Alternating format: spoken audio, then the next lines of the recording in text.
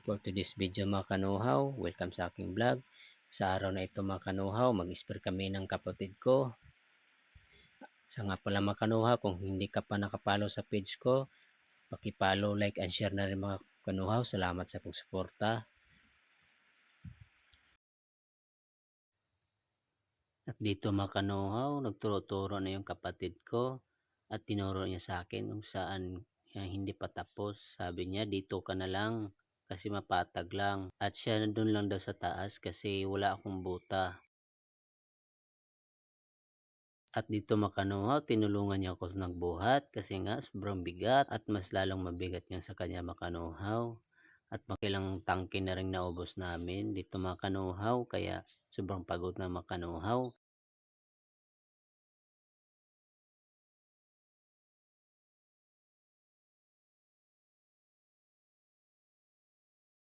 At dito mga kanuhaw, tinutulungan ko rin daw siya kasi nga sobrang bigat niya sa kanya. At dito mga kanuhaw, fast forward na tayo kasi nga sobrang haba na ating video.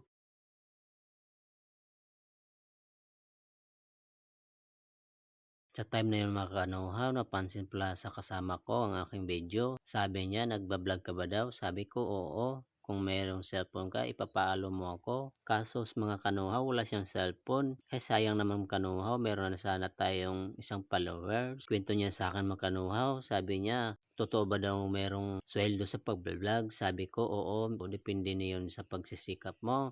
Sabi niya, pagpatuloy mo lang yan. At yun na nga mga kanuhaw, sa wakas natapos na rin aming mahabang kwentuhan tungkol sa pagbablog.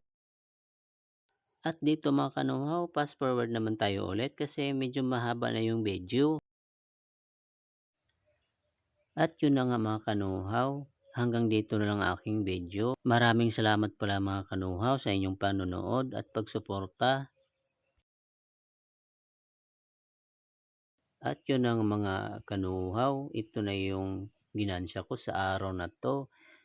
Sabi ko, aray ang sakit.